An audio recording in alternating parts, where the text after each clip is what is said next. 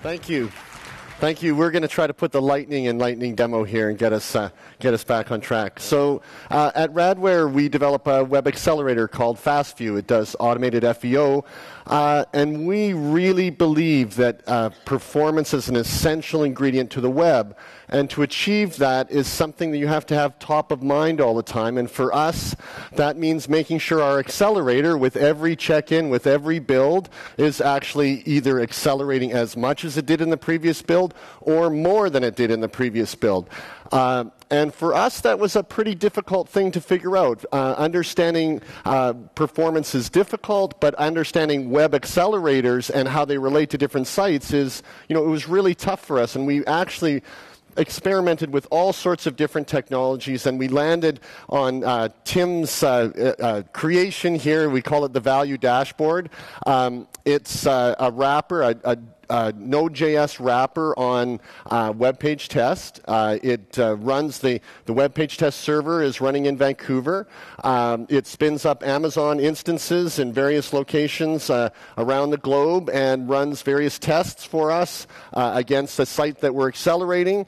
And in this case, it's showing the percentage of acceleration. So we have a site that we're testing against. We run 30 tests that are unaccelerated, and we compare with 30 tests that are accelerated, and we're showing the percentage here. So in this case, when we look at each check-in happens in our Git system, Jenkins fires off, it creates an image for us, we spin that image up, it triggers our WebPageTest server, and it launches a test for us. And the idea is that if it slows down in any way, that we want our engineers to be notified right away and actually ensure that we're getting faster with every build.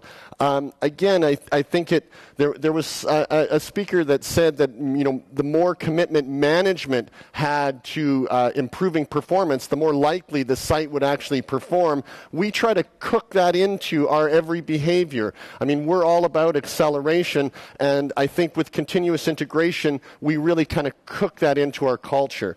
So I want to take a look at the product here, and like I said, this is a Node.js wrapper on WebPageTest, written by trusty Tim here. So I'm bringing the single guy up here that's responsible for this, because this is something that people can do in their environments. This was not years of work. This was scripting WebPageTest with Node, a tool that's getting a lot of press here. So what you see here is, in this case, each point represents a build that is launched with a check-in. In this case, we actually have multiple locations, but we're just showing two locations here that represented by the two lines.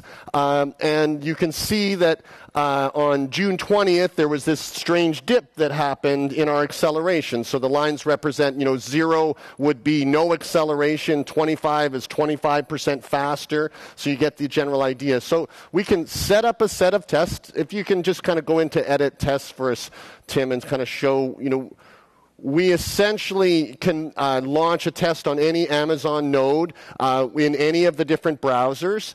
We can add a set of a WebPageTest script, which, as people know, can be fairly complex. So, we can navigate through a flow if we wanted to, or test just a single page.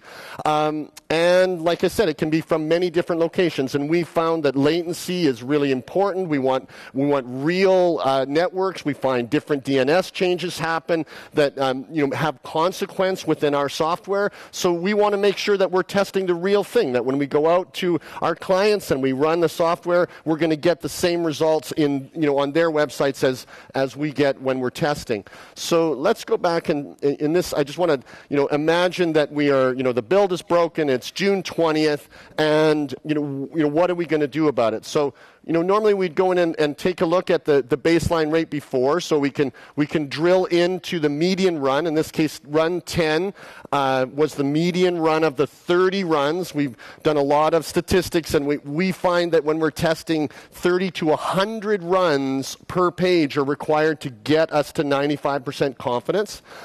In this case, you can see that there's 18 requests. The page was returning in 4.6 seconds. I want to really emphasize that we can see the whole picture here.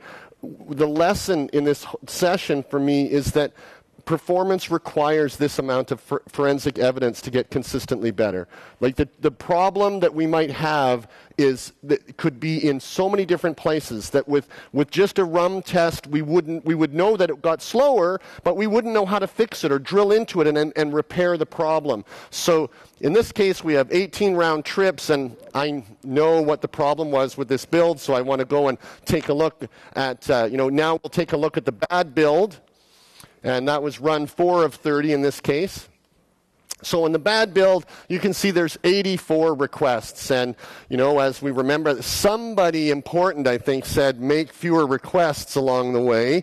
And, we can see that we're way, way slow. We're almost twice as slow, but we've had 84 requests. And so we were able to trace this down to a problem with our configuration manager. And in our configuration, we were not setting a consolidation flag to allow our system to consolidate. So in this case, it was a fairly simple bug. It was an error in our configuration code. But I want to just to take a look. What if it was a third party that got slower? What if it was a DNS that changed? You need this level of forensic evidence to actually figure out what the problem is. So for us, we really believe in continuous integration. We wanted to see how we could make it work with our group and how we could make it work with our software.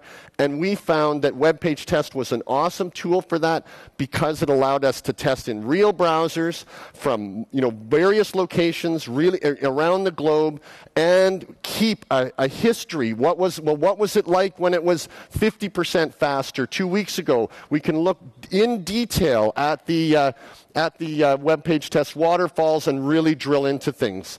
So that's what we had to tell you today, and I really hope that you can bring this sort of stuff into your development process and use WebPageTest like we have. It really is a great tool and works successfully. So, hello guys, my name is Peter, and I'm here to show you sitespeed.io, my open source project that is a web performance tool. So, let's see. Sitespeed is actually a command line tool, so you run it like this. You give it a URL or a list of URLs. If you give it one URL, it's actually going to crawl the site, and it's going to test a lot of URLs. And that is good, because you want to see how good your site is doing, not only one page. So in this example, I'm going to crawl sitespeed.io, and I'm going to crawl it with a two-step down. And what Sitespeed is going to do then is actually testing the site for different best practice rules. But you can also test it with fetching navigation timing metrics. So you can say, I want to test it with Chrome, and I want to test it with Firefox. And so I'm a little bit slow on writing. And when you test it with Chrome or Firefox, it will do it on my box. You can also decide how many times you want to test it, because you all know that you need to test many, many times to get really good values. So we say, I want to test it 31 times. And then you run it. And it will actually take some time. So I have prepared something for us. So I'm going to break it now. Yeah, you see, it will crawl the site and analyzing it and opening it in the web browser. So let's see.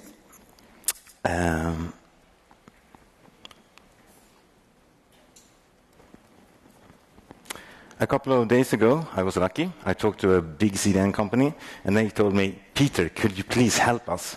We need to know if there's anything we can do with our web performance. And I said, yes, I'm going to test it with sitespeed.io. So let's see. We have this big CDN company. I crawled 206 pages for it. And Sitespeed has a couple of different summary views. The first view is called the summary. And you see the different boxes. Each box is actually a rule. So you can define your own rules. The Sitespeed is built upon the Wiselow rule engine, so you can write your own rules. For example, you can check how your site is doing with a critical rendering path and so on. And the summary page is good because it is red, it is yellow, and it's green. And you know, your boss understands red, your boss understands yellow, and your boss understands green.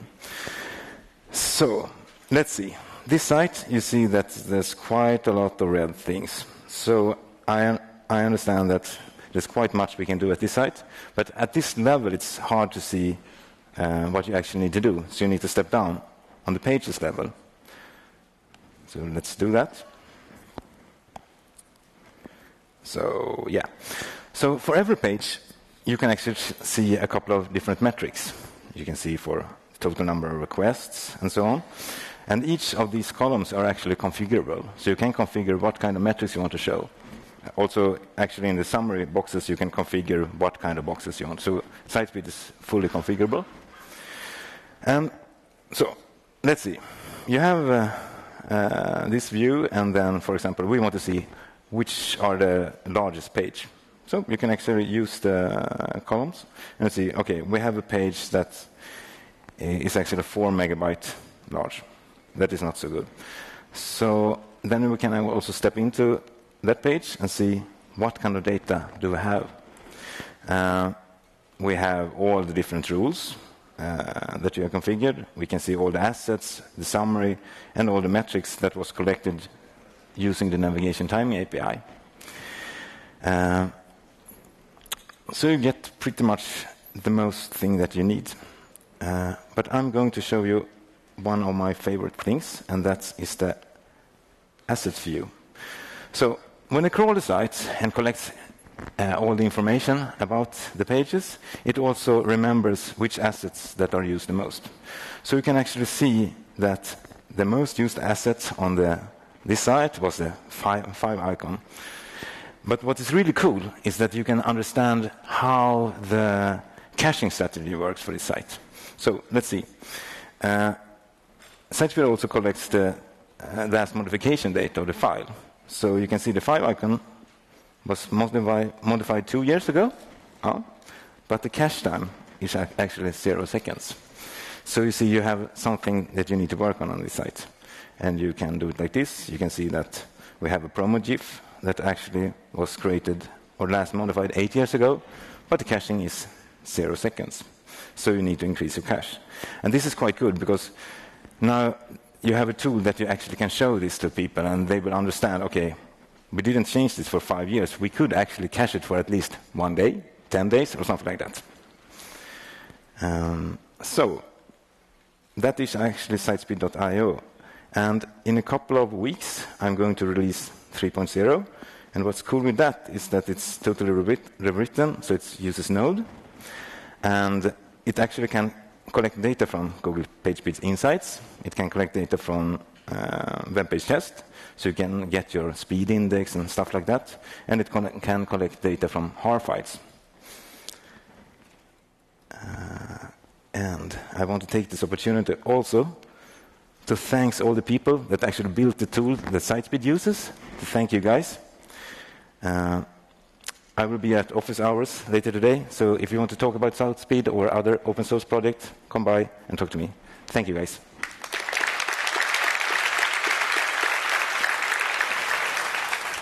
So it's great to see everybody this morning. So as Steve mentioned, I left Microsoft in 2012 to start at Telerik working on Fiddler. So they acquired Fiddler with sort of the intent of keeping it free and making it available to the community as a service.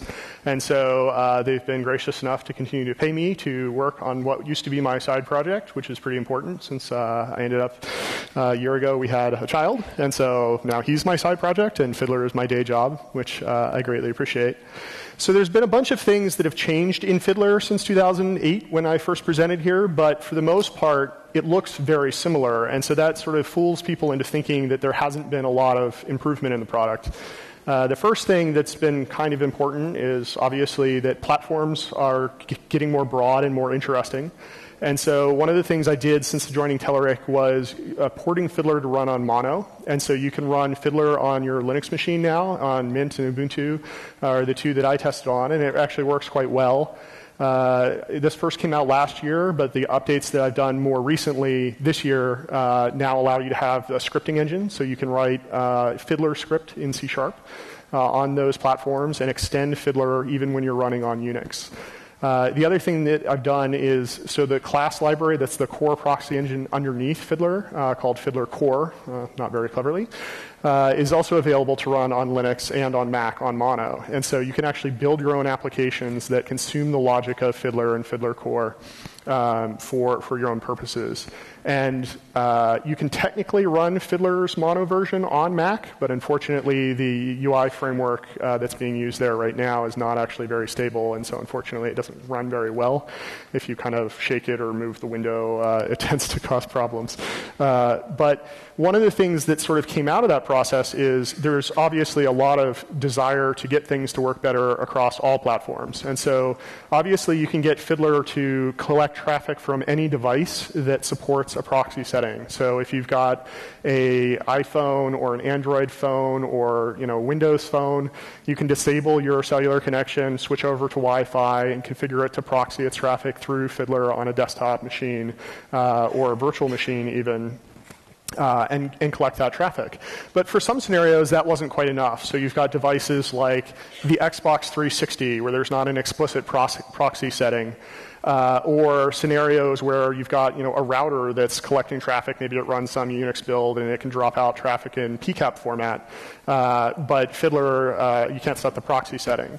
So one of the things that we added to Fiddler last year was the ability to import packet captures. And so if you can get a PCAP file using TCP dump on Mac or Wireshark on your machine, or if your router has the ability to create PCAP files, PCAP-NG files, you can now import those into Fiddler. And it's simple as clicking File, Import, and basically pick the file, and Fiddler will parse through that, find the HTTP traffic, break it out, and put it into the display. And so one of the advantages, if you go that route, is obviously there's no timing interference out of any of the fact that you're proxying it. So if you've got something that's based on back in the day, there were problems that certain browsers would limit the number of connections per proxy and things like that, and that's no longer a problem when you're importing a PCAP file, and so that's a powerful feature. The other thing about it is it's got transcoders, and so you can transcode your data from one format to another. So if you've got a PCAP file and you want to make it a HAR file, open the PCAP and then export it as HAR, and then you can upload that HAR file to a service that's going to do analysis on that content. And one of the key things for me about Fiddler is, Fiddler is effectively me, and there are thousands of web perf experts out there and ops experts out there that are trying to, put together tools for other people to use. And my goal is to try and get the best of that into Fiddler via extensibility.